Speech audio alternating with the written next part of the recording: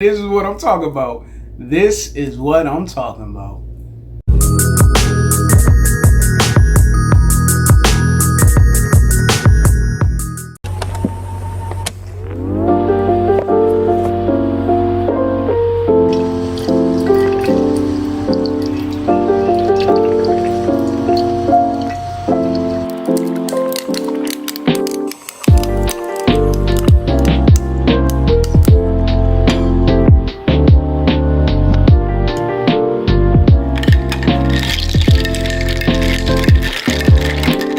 Welcome everybody, I'm RJ of the Nerdy Brew, and here on this channel we talk TV, movies, and everything in between, all while drinking a cup of coffee. Now if you like one of those things or all of those things, why don't you consider subscribing, and hit that notification bell, and becoming a fellow Brewster. So today, fellow Brewsters, this is a coffee talk. First and foremost, I want to thank you for stopping by. I hope all is well with you. I appreciate you for taking time out to have some coffee with me. I'm just a dude on the internet with an opinion, and this won't be straight facts, but I will be honest with you about my feelings and how I see it. So I wanted to share my thoughts. Last few years, there's been a conversation on diversity and inclusion. There's a crowd that champions for it, and there's others who criticize it.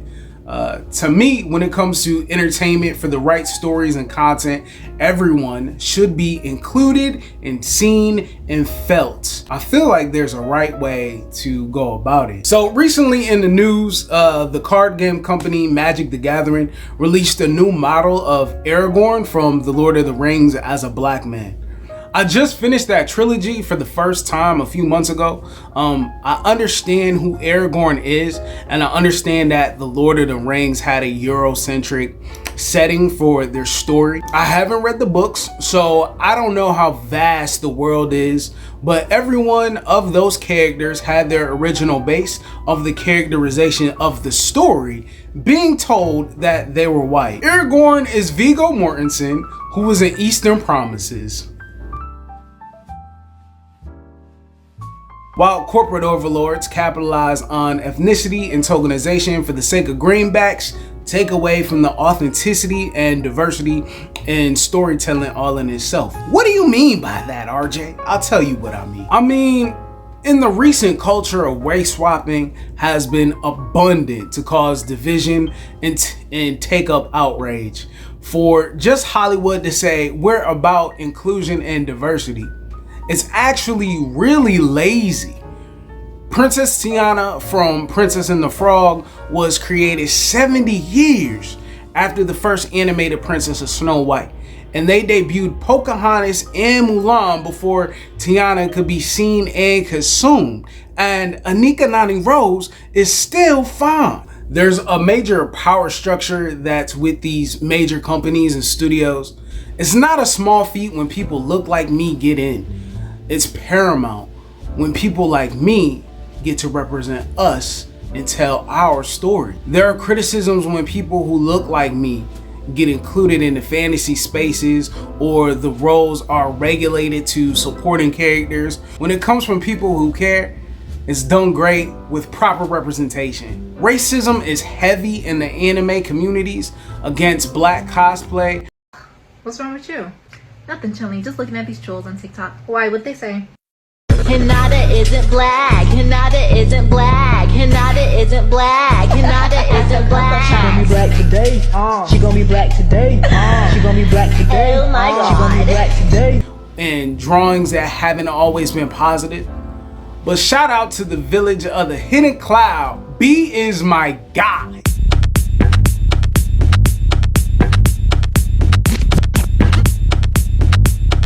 Y'all say ho! Know my name, know my fame, don't be lame. 8 tails, that's me, the rap killer beat. Tail beast resides inside my hide. Making beats and rhymes, and I'm making them live. It's what a Cherokee needs to survive. Battle after battle up here in the beehive.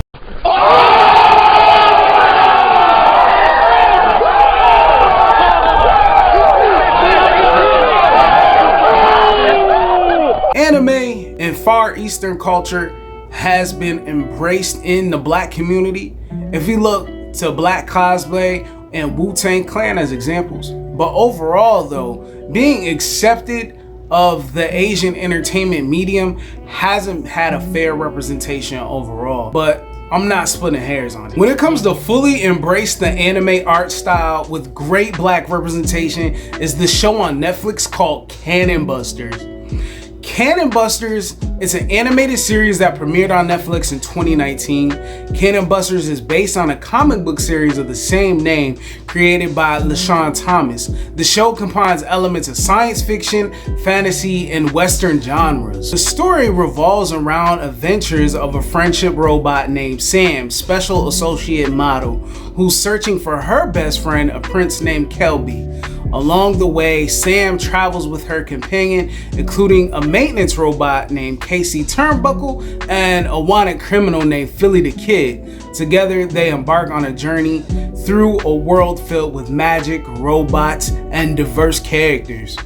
One thing I love about how this show is the characters are authentically black. And what I mean by that is that the characters just happen to be black. There's no race swapping, they're just part of this world. I love how Philly the Kid is a Mugen, Spike Spiegel analog or homage stand-in. I love how they had characters with vitiligo showing the variations of black people. The thing about this world is that the world was multicultural. The show creates multicultural and diverse world where characters with different ethnicities can all coexist. Black characters are not regulated to stereotypical roles or limited to specific narratives. Instead, they were integrated naturally into the story, reflecting on a world that embraces and celebrates diversity. There's Asian, whites, blacks, aliens, robots, true cornerstones of sci-fi like Star Wars and Star Trek, diversity of the world where it's not forced. If you loved the 2011 Thundercats cartoon, you'll love Cannon Busters, and the songs are total vibes too. Take me higher through the fire, we're on our way, we're on our way. Another show I wanted to highlight was Dragon Prince, which is also on Netflix. The show Dragon Prince, it's an animated fantasy series created by Aaron, I don't know how to pronounce his last name, Aaron Hahaz and Justin Richmond. I know how to say that. The show premiered on Netflix in 2018 and has gained a dedicated fan following. The Dragon Prince takes place in the fictional land of Zandia, where the humans and magical creatures once lived in harmony. However, conflict arises when humans discover a powerful and dangerous form of magic called dark magic. The story follows a group of protagonists, including two human princes named Cullum and Ezrin, and an elf named Rayla. Together, they embark on the quest to return the stolen dragon egg to its rightful place and prevent a war between the humans and the elves. The show is known for rich world building, compelling characters, and complex storytelling. It incorporates themes of friendship, loyalty, morality, and the consequences of choices. The Dragon Prince also places emphasis on diversity and representation, featuring characters from various backgrounds and showing strong female characters in leadership roles. In addition to its engaging narrative, the show stands visually as it's a unique animation style. It employs a blend of 3D computer-generated imagery and traditional 2D animation, giving the distinct and visual appealing look. The Dragon Prince has received positive reviews and its well-rounded characters, intricate plot lines, and mature themes that resonate with both younger and older audiences. It's been praised for its world building and for the tackling complex moral issues within a fantastical setting. The show is crazy on diversity. I don't know if it's forced, but how I see it is that it's a fictional world that is progressive and inclusive, as our world is attempting to be. There's lesbian relationships and parents, there's interracial relationships, blended families, a modern family.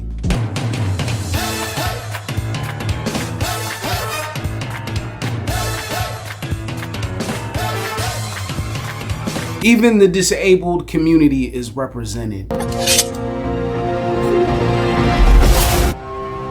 How did we do what? We? How many of you are there? Did I say we? Don't look away from me, liar. I know that people were mad at the Lord of the Rings TV show on Amazon for their black characters. It's not part of the source material. I personally don't care for the show. It was really boring. But the Dragon Prince, it's its own unique show and world, so the characters don't have to minimize the ideas of inclusion based on the long old European fantasy concepts or tropes. What I wanted to highlight was the diversity of the elves. Elves have been represented in media as ethereal and elitist and perfect. The show has a medieval setting and time period, but the clans of the elves are diverse. They are divided into 6 races based on their connection to one of the primal sources of magic that exist in nature. 6 groups are Sunfire Elves, Moonshadow Elves, Earthblood Elves, Skywing Elves, Tidebound Elves, and there is the Startouch Elves. As of right now, there's only one. I wanted to talk about the Sunfire Elves. Sunfire Elves draw their power from the sun. They possess the ability to manipulate and channel solar energy, which grants them the power of fire-based magic. The Sunfire Elves are known for their strong sense of justice and led by Queen Kiza and her sister Janai. They're highly melanated elves. They are akin to traditional African culture. Queen Kiza and Janai are the leader of the Sunfire Elves and serves as their monarchs. They're dedicated and as wise and respected leaders who upholds the laws of their people. As a queen, they are devoted to maintaining peace and harmony in Zadia and often seek diplomatic solutions. The Sunfire Elves have a distinctive appearance. They typically have a darker skin tone, reminiscent of a sun-kissed complexion. Their hair and eyes are often fiery in color, reflecting their connection to the sun. In terms of combat, the Sunfire Elves are skilled warriors. They possess fire-based magic, allowing them to generate flames, project fireballs, and manipulate heat. Their magical abilities make them formidable opponents in battle. Throughout the series, the Sunfire Elves play a significant role in the conflict between humans and elves. Their principles and their dedication to justice influence their actions, leading to both alliances and confrontations with other factions. Their interactions with the other elf groups and their involvement in the larger narrative contribute to the overall story of the Dragon Prince. I also want to talk about My Dad the Bounty Hunter. It has 100% on Rotten Tomatoes and a 93% in the audience rating. The show is about Terry, who also goes by the moniker of Sabo. He's the most skilled and toughest bounty hunter in the galaxy. He's a husband and a father of 2. He has an older daughter named Lisa and a younger son named Sean. He lives the life and he's always away due to his work, so he can always provide for his family. The children miss him, and on one of his visits home, he gets called away to take on a bounty. Listen, I just gotta make this run. I wouldn't be doing this unless it was an absolute emergency. I wish we could go with Dad to work. Oh man, he'd be so mad. Can I get a goodbye hug? Lisa, Sean?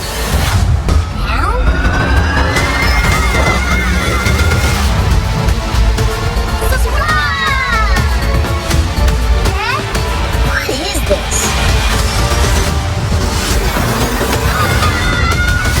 And then the children sneak on into his trunk and they get exposed to find out that they're on a journey with their father and that he's working on a spaceship, and they learn the truth of their father's profession. They're stuck with him on this job, and they also mess up things as children do, and they have to learn to adapt to the situation and also understand that they are on this adventure all together. What I loved about the show, that it is authentically black. The cadence, the hair, the culture, and music. It's all integrated well, and it isn't jarring. It is definitely appropriate. It's not a veneer where these characters can be any race.